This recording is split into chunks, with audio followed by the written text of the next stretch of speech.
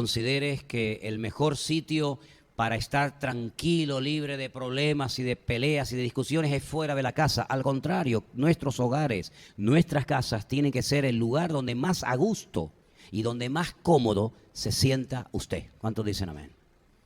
Yo me siento a gusto en la iglesia, yo no vengo aquí a pasarlo mal, pero yo me siento mucho más a gusto en mi casa, ¿qué quiere que le diga? ¿Verdad? Yo estoy aquí, estoy con ustedes, predico, comparto la palabra, pero donde más a gusto del mundo yo me siento es en mi casa, en mi territorio, en mi sitio, con mi familia, con mis hijas. Y es así como el Señor lo quiere para todos y cada uno de nosotros. Ahora, ¿cómo se logra esa paz en el hogar? ¿Cómo se logra? ¿Viniendo a la iglesia? Bueno, en algunos casos sí. En otros casos la iglesia, vamos a decir el evangelio, a veces ha traído división al hogar. Ha habido personas que antes, o ha habido familias que antes de convertirse, parece que eran familias muy unidas. Pero después uno de los miembros, o varios de los miembros, se convirtieron al Señor y aquella aparente unidad como que se disolvió. En cierto sentido nosotros vivimos eso, porque todos los años en la casa de mis padres se juntaba toda la familia para celebrar distintas celebraciones o fiestas. Pero una vez que nos convertimos al Señor, como que se fue diluyendo todo y cada uno se quedó en su casa. Así es que en cierto sentido, queridos hermanos, tenemos que partir de la base de que a veces puede ser que haya miembros de su familia que no les haya caído nada bien, ni que le hagan una fiesta y le den un aplauso al hecho de que usted ha entregado ahora su vida al Señor. Puede ser que tus propios padres, o tus propios hijos, o tu marido, o tu esposa, o algún miembro de tu familia te vuelva la espalda y te diga, estás loca, te has metido, sabe Dios de dónde, en una secta o en un grupo extraño, ¿verdad? Así que no te preocupes, dice, hermanos, no os sorprendáis de las pruebas que vienen a vuestra vida, dice, porque todos nuestros hermanos alrededor del mundo experimentan en algún momento puntual de la vida pruebas parecidas a las que cada uno de nosotros estamos pasando. ¿Cuántos dicen amén? Ahora vamos a ir a la palabra y quiero llevarles en primer lugar a la carta que Pablo escribe desde la cárcel a los hermanos que están en Filipo. La carta de Pablo a los filipenses en el capítulo 4. Voy a leer a partir del versículo 10 en adelante. Filipenses capítulo 4, versículo del 10 en adelante. Presta atención porque vamos a tocar una primera situación, una pequeña dificultad que puede golpear contra tu hogar, contra tu familia en cualquier momento. Filipenses 4:10 dice, en gran manera me gocé en el Señor, de que ya al fin habéis revivido vuestro cuidado de mí, de lo cual también estabais solícitos, pero os faltaba la oportunidad. No lo digo porque tenga escasez, pues he aprendido a contentarme. He aprendido. Esto hay que aprenderlo en la vida. Uno no nace aprendido. Hay que aprender, como dice aquí Pablo, a contentarme cualquiera sea mi situación. No es fácil, pero se puede aprender. Sé vivir humildemente y sé tener abundancia. Es como, digamos, como los dos extremos, las dos caras de una misma moneda.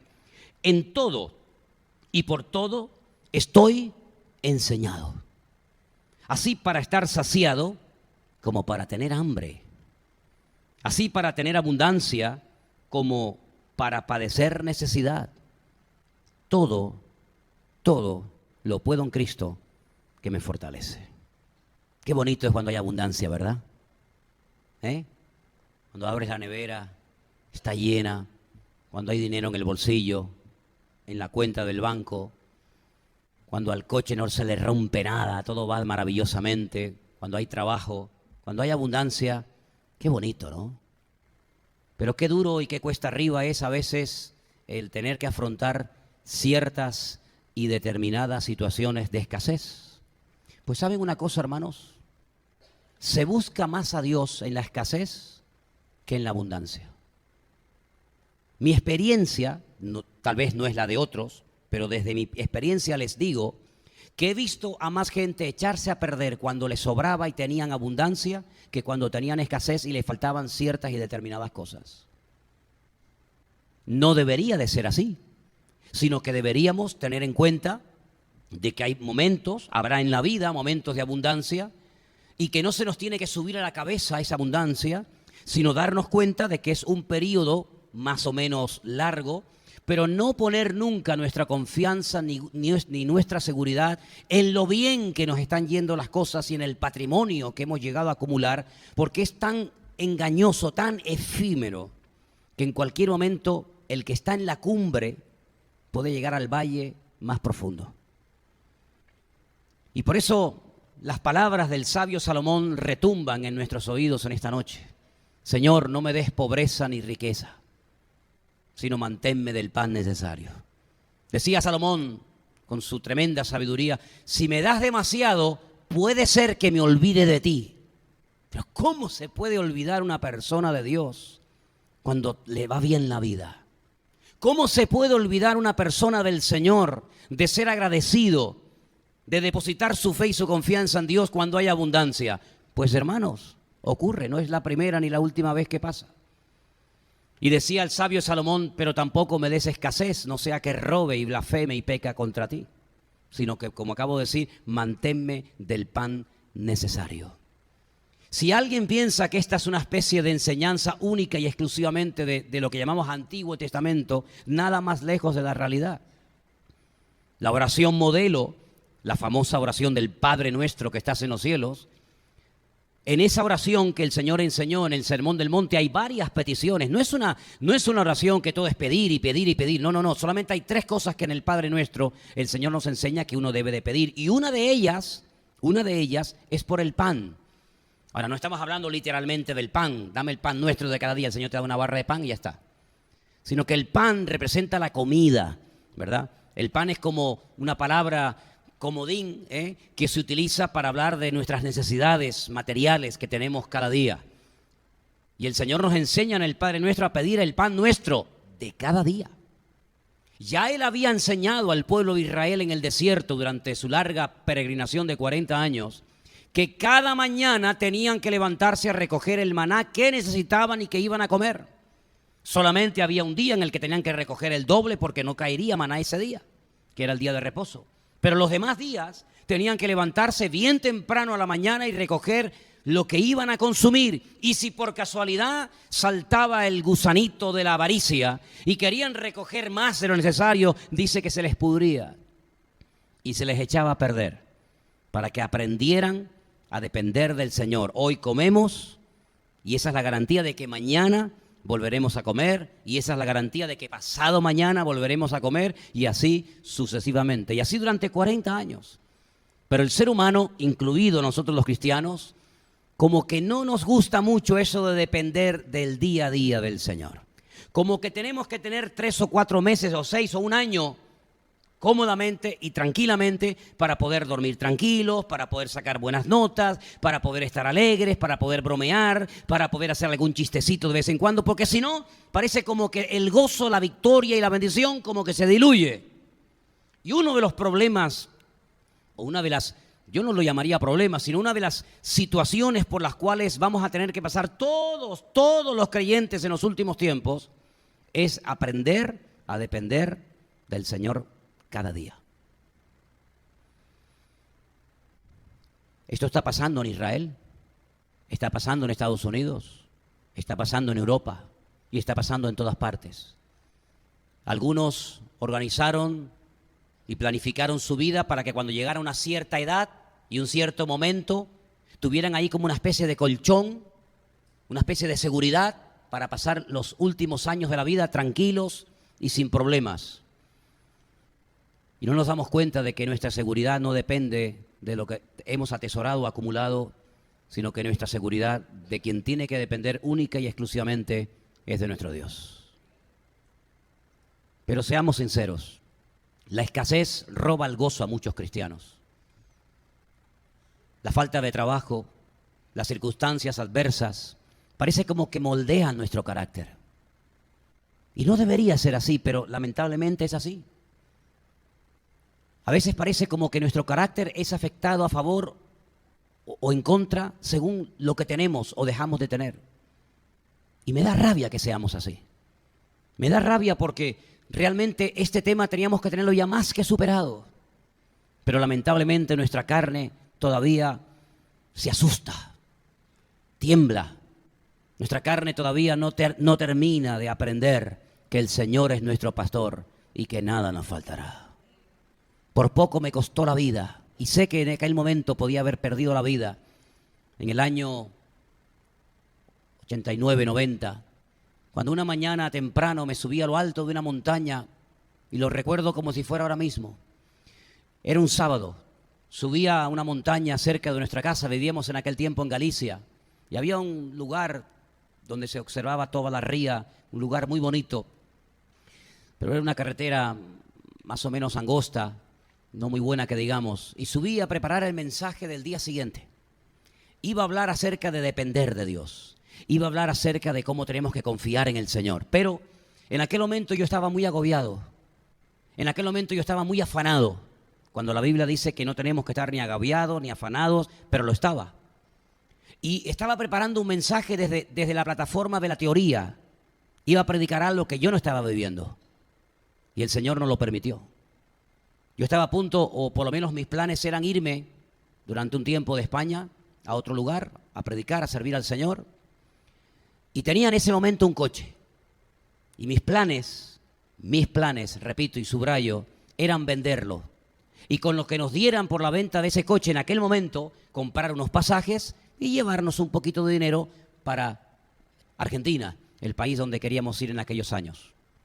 Bajando de la montaña, al entrar en una curva, habían echado esa especie de gravilla o de picón, cuando echan a veces en las carreteras que están a veces nuevas o reparadas, y el coche me hizo un trompo, perdí totalmente el control y el coche cayó al vacío.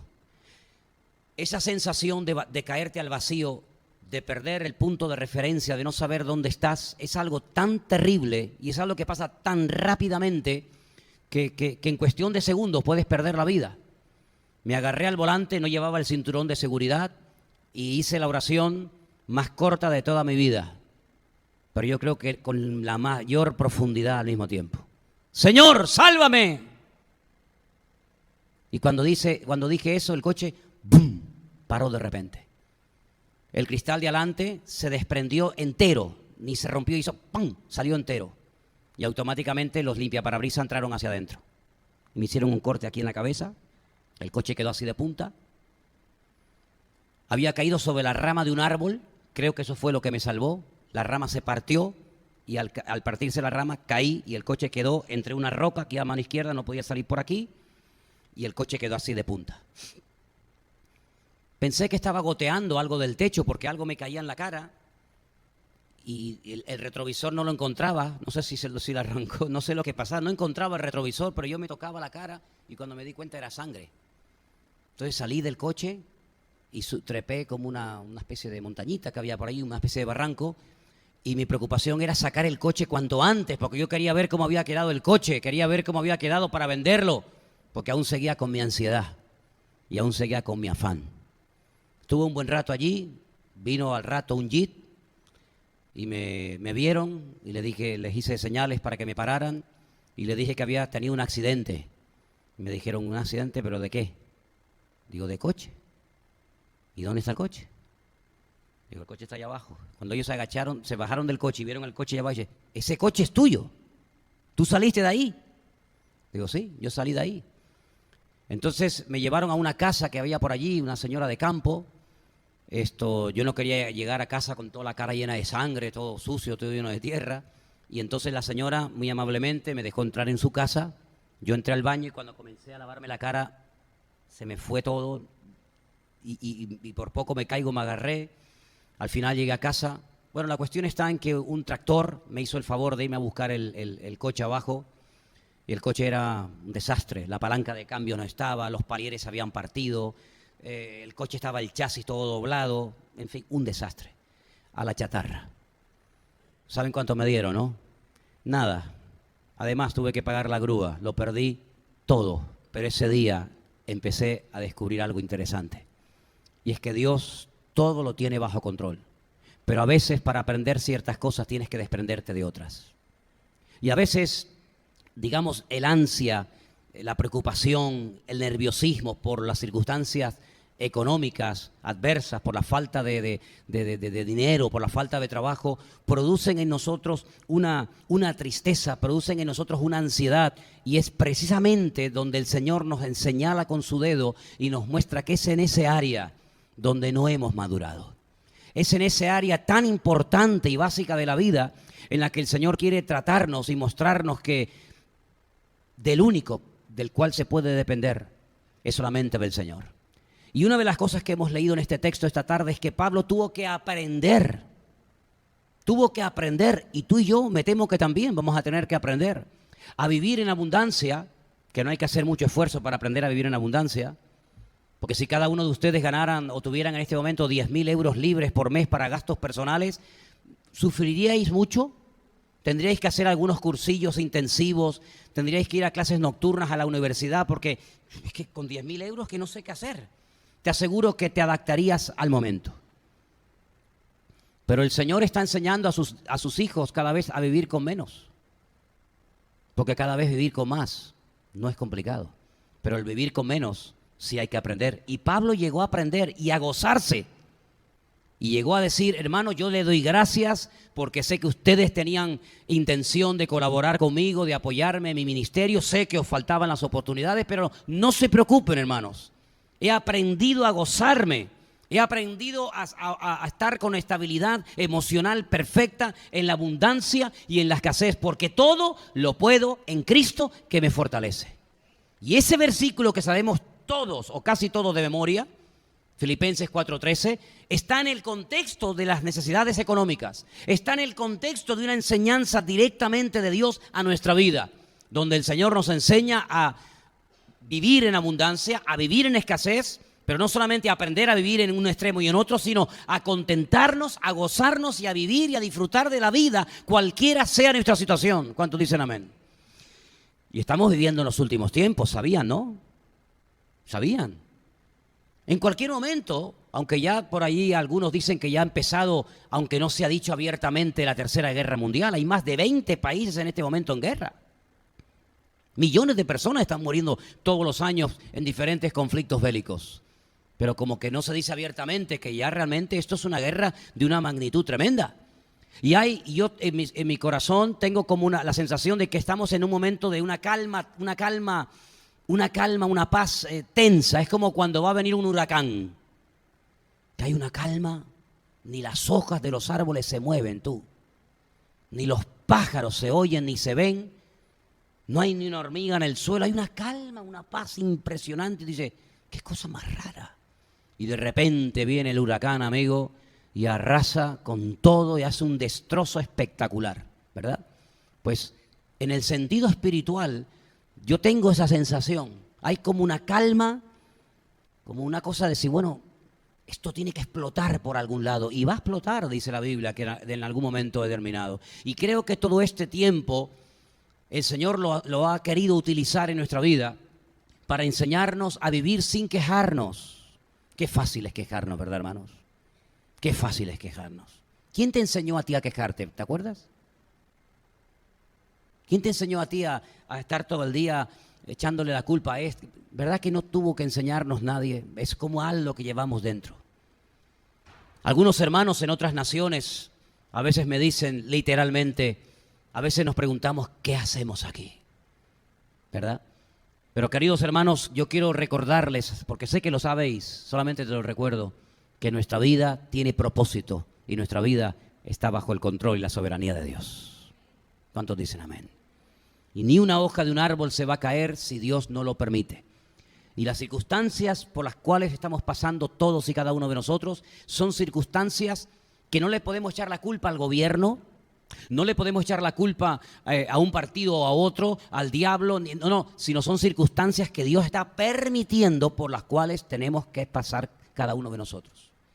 Y que Dios nos ayude, que Dios nos enseñe y que nos dejemos enseñar que estamos viviendo en tiempos difíciles y tenemos que aprender a adaptarnos a las circunstancias y gozarnos y dar gloria a Dios en medio de la prueba. ¿Cuántos dicen amén? Hay algunos versículos en Colosenses que quiero leer en esta tarde. Colosenses capítulo 1, por favor. Hay un versículo que es el 9, donde aparece una frase que me llamó mucho la atención y quiero compartirla. Por lo cual también nosotros, desde el día que lo oímos, no cesamos de orar por vosotros y de pedir que seáis llenos, léalo conmigo, del conocimiento de su voluntad en toda sabiduría e inteligencia espiritual. Quédese con esta frase, conocimiento de su voluntad. Leo, versículo 10. Para que andéis como es digno del Señor, agradándole en todo, llevando fruto en toda buena obra y creciendo en el conocimiento de Dios. Me llamó la atención esto. En el versículo 9 se habla de que tenemos que estar llenos del conocimiento de su voluntad. Y en el versículo 10, Pablo oraba para que los hermanos dieran fruto, para que crecieran, para que fueran creyentes maduros, pero además para que crecieran en el conocimiento de Dios. Y aquí hay para mí dos claves y dos cosas muy importantes que nos van a ayudar a pasar por la prueba en victoria, sin quejas, sin lamentos, sino con gozo y como hay que pasar. Conociendo su voluntad y conociendo a nuestro Dios. Porque conociendo a nuestro Dios vamos a descubrir, vamos a discernir qué se trae Dios entre manos con mi vida. Si yo conozco a Dios, voy a conocer su voluntad. Y cuando conozco su voluntad es porque conozco a mi Dios. Ambas cosas van unidas. Una persona que conoce a Dios sabe discernir, sabe leer las circunstancias por las cuales está pasando. Y eso le lleva a conocer la voluntad de su Dios. Una persona que conoce la voluntad del Señor es porque conoce cómo Dios actúa, cómo Dios siente, cómo Dios piensa, cómo Dios habla y cómo Dios se mueve. Y por eso es algo de vital importancia y por eso Pablo oraba, hermano, no cesamos. Es que estamos 24 horas al día constantemente orando en esta línea. Conozcan a Dios, conozcan su voluntad, conozcan a Dios, conozcan su voluntad. Porque conociendo ambas cosas, tu vida va a ser una vida de paz y de tranquilidad. Cuando no conoces a Dios, tienes nervios, te preocupas. Estás angustiado, no duermes. Estás preocupado. Los nervios, el estrés, las noticias, la televisión, el telediario. Te pones nervioso, te pones hasta de mal humor. Porque no conoces a Dios. Pero cuando conoces a Dios, tú dices, qué bien lo estás haciendo todo, Señor. Qué bien te está saliendo la película, Señor. Estos tontos no se dan cuenta de que están siendo usados de una manera u otra. Unos en una línea, otros en otra línea. Pero al fin y al cabo todos, como piezas de un gran puzzle, están siendo utilizados por la mano y por la soberanía de nuestro Dios. A veces se levantan políticos que favorecen ciertas y determinadas cosas. Hay otros que se levantan y prohíben ciertas y determinadas cosas, pero tanto unos como otros son simplemente instrumentos en las manos del Señor. A veces el Señor es el que abre, a veces el Señor es el que cierra. A veces el que Dios dice ve y a veces el Señor dice no te vayas, quédate aquí. A veces el Señor te lleva a Egipto, como a José. A veces el Señor no te permite ir a Egipto, como a Isaac, que le dijo no te muevas de aquí, quédate en el desierto de Beersheba. Por lo tanto, conocer a Dios significa descubrir el propósito, el diseño que Dios tiene para mi vida. Y eso es muy importante que lo tengamos en cuenta. Segunda cosa que creo que es muy importante para poder afrontar cualquier problema familiar en el aspecto económico o en cualquier otro área. Recordar las victorias del pasado. Dile a que está a tu lado. Hermano, hay que recordar las victorias del pasado. Díselo. Es muy importante esto.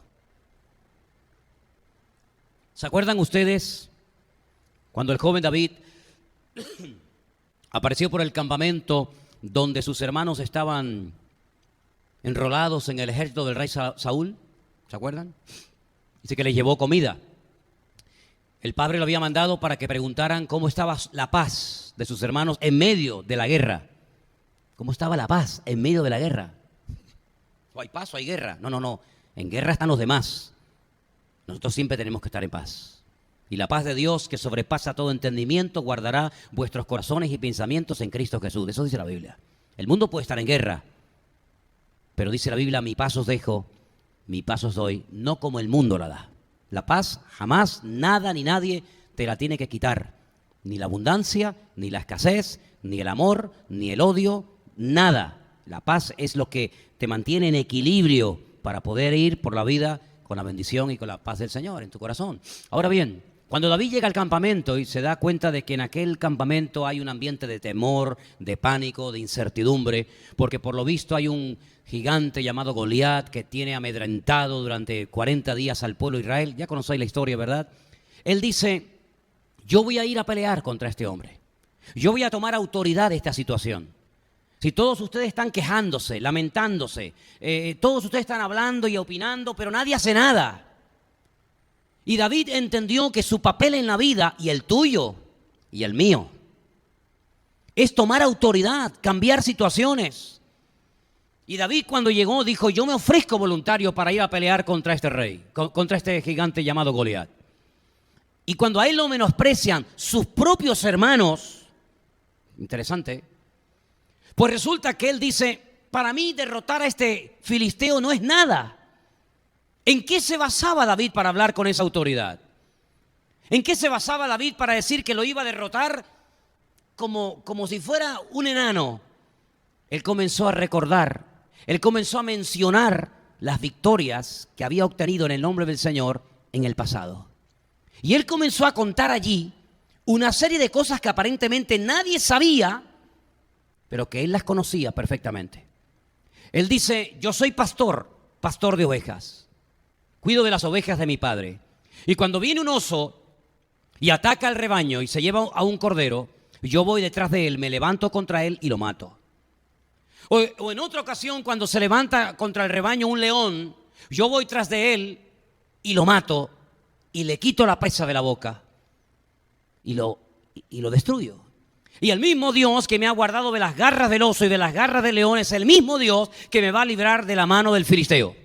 Y ahí comienza una forma de hablar diferente.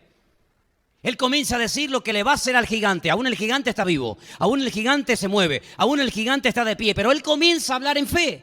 Él dice, hoy le voy a cortar la cabeza, cosa increíble.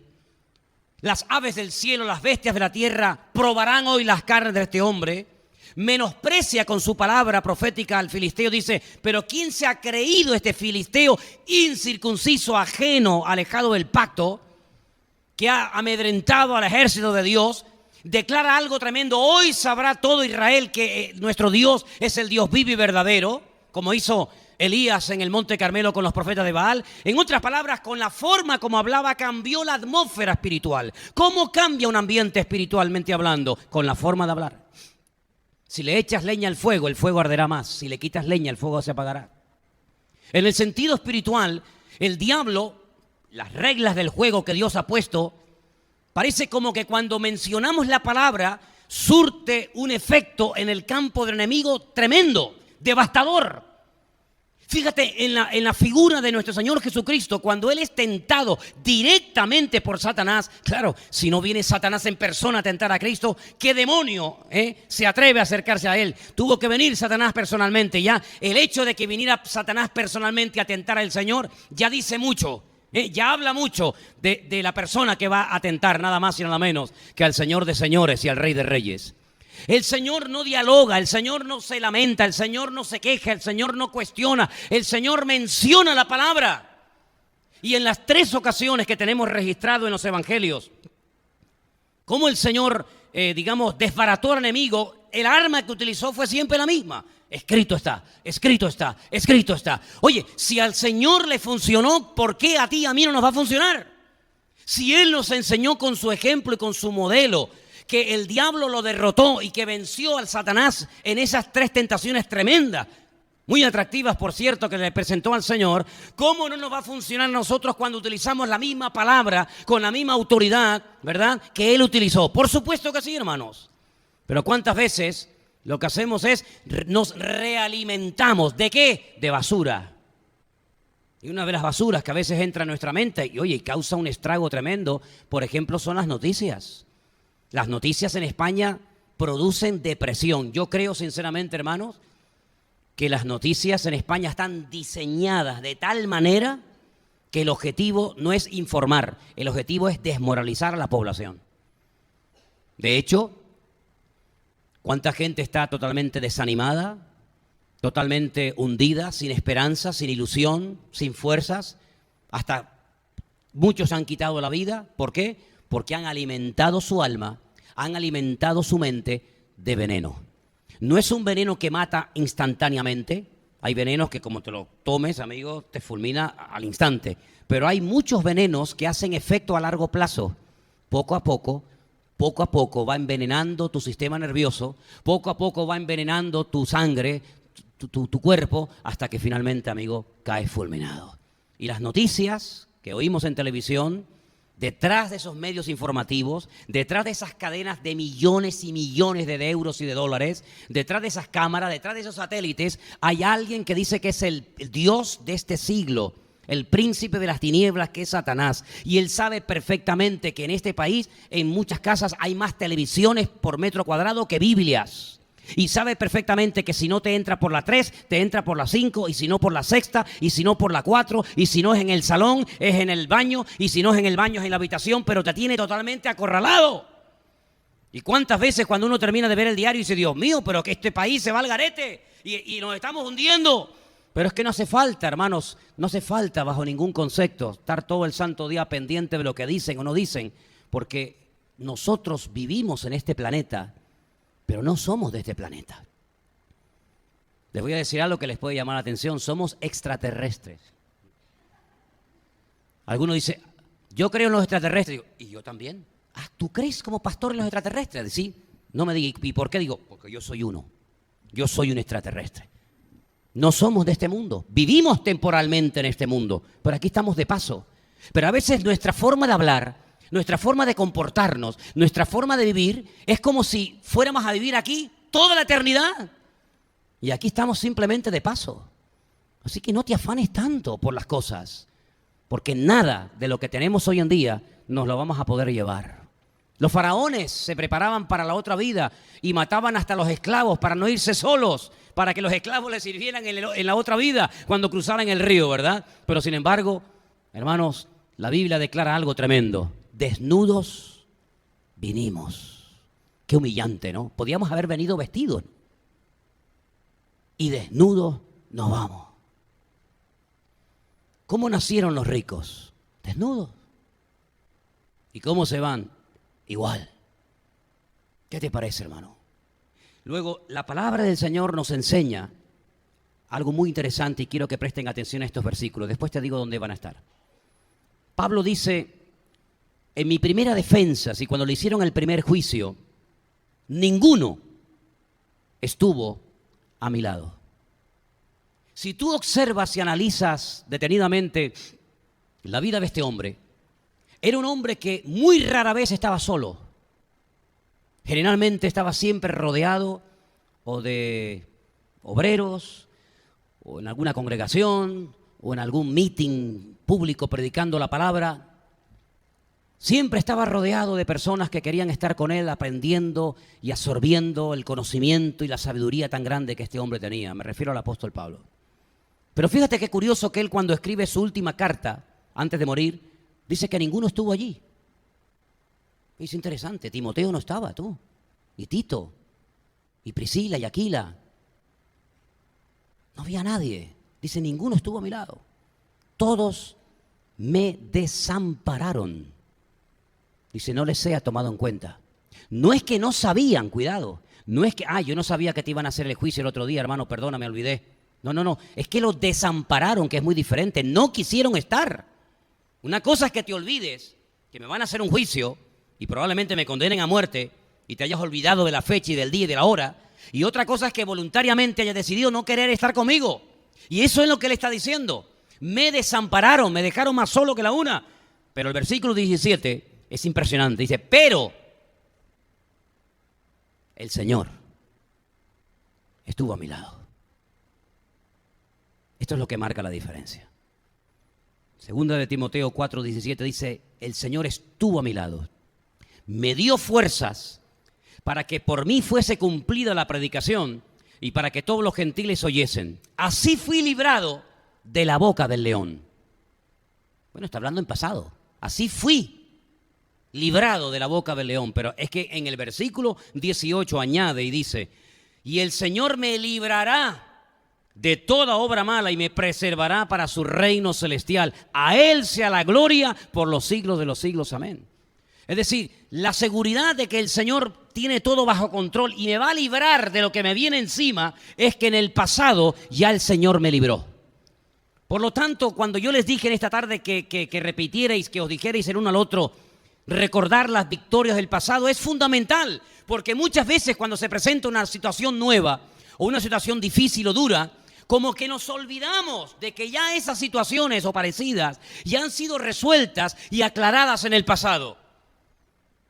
¿O es que acaso Dios nunca ha contestado una oración tuya? ¿Ha contestado alguna vez alguna oración?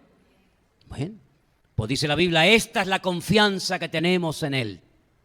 Que si pedimos alguna cosa conforme a su voluntad, Él nos oye.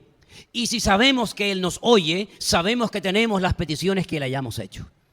Luego, ¿cuál debe ser la actitud cuando nuestra familia, nuestro matrimonio, nuestra vida está pasando circunstancias difíciles? Y estamos hablando fundamentalmente esta tarde acerca de aspectos tal vez económicos, que son los que parece como que más duramente golpean contra nuestra estabilidad emocional. Pues simplemente es confiar en Dios, no hay más. No hay más. Que no hay una magia, no hay una varita mágica, no hay un truco que digamos, mira, tienes que hacer. No. Confía en el Señor y Él hará. Y hay un libro hermoso que se llama el libro de Proverbios, que ustedes lo conocen y lo han leído seguramente. Y uno de ellos dice, teniendo sustento y abrigo, estemos contentos con esto. ¿Sí o no? Y lean el libro de Proverbios para que ustedes se den cuenta de cómo el Señor nos enseña a disfrutar de la vida, aunque tengas un trozo de pan duro y nada más que echarte a la boca, porque ese pan con la bendición de Dios te va a saber a gloria. Uno de los profetas más grandes que jamás ha vivido en este planeta Tierra se llamó el profeta Elías, ¿sí o no? Ay, si viviera el profeta Elías hoy en día, todos estos fantasmas y todos estos sinvergüenzas que a veces están en los púlpitos enseñando barbaridades y engañando a las congregaciones y haciendo locuras que no le llegan ni a la suela del zapato a este tremendo varón de Dios. Imagínate que fueran como el profeta Elías, que ora y cae fuego del cielo, que resucita muerto. Madre mía, sería terrible, ¿no? Pues sabes que el profeta Elías tuvo que estar 6 meses escondido en una cueva que yo he visitado un montón de veces en el desierto, en Israel, esperando la misericordia del Señor por la mañana y por la tarde. Y dice que los cuervos venían y uno les traían un trocito de pan y otros un trocito de carne. Y se acabó. Y agua del arroyo para beber hasta que se terminó secando. Pero vamos a ver que es un profeta de Dios, que es un gran varón de Dios, que el otro día en el Monte Carmelo degolló a 400 profetas de Baal y ahora lo mantienes a pan y agua y de vez en cuando un trocito de carne. ¿Pero esto qué es? ¿Qué recompensa para este hombre de Dios? Hermano, yo creo que ese pan, ese agua del arroyo y ese trocito de carne le tenía que saber a este hombre a gloria, porque venía con la bendición de Dios. Le venía por la mañana y le venía por la tarde, porque en la Biblia, en los tiempos de la Biblia, se comía solamente 2 veces al día, no 4 y 5 o 20 como hoy en día algunos, ¿no? 2 veces al día. Y el Señor suplía las necesidades de su siervo. ¿Qué te parece? Y una vez, cuando se quejó y se lamentó y le pidió al Señor, quítame la vida, que ya no aguanto más, me siento solo. El Señor dice que le preparó una tortita, seguramente sí una pita, estas que comemos tantas veces por allí, y dice que caminó 40 días con aquella tortita en el estómago. Ay, amigo. Y a veces cuando llegamos a casa y no está la comida preparada, parecemos un oso enjaulado, ¿no? Solamente nos falta pegarle una dentellada en el cuello a nuestra mujer diciendo, oye, que ya se ha pasado 10 minutos la hora de la comida, ¿verdad? ¿Qué te parece, amigo? Hermanos, estamos viviendo tiempos en los que Dios está tratando de moldear nuestras vidas. Y las familias tienen que estar más unidas que nunca. Y lo que tenemos que buscar desesperadamente es la bendición de Dios. Y si el Señor permite que pasemos por necesidades, que pasemos por escasez, bendito sea el nombre del Señor. Pensaba en estos días en los 11 millones de indocumentados de los Estados Unidos, que algunos de ellos Ya se han dado algunos casos con más de 30 años viviendo en Estados Unidos así. De la noche a la mañana cambia un presidente, cambia una política interna del país y se promulga un edicto donde tienen que salir y si no salen te van a sacar.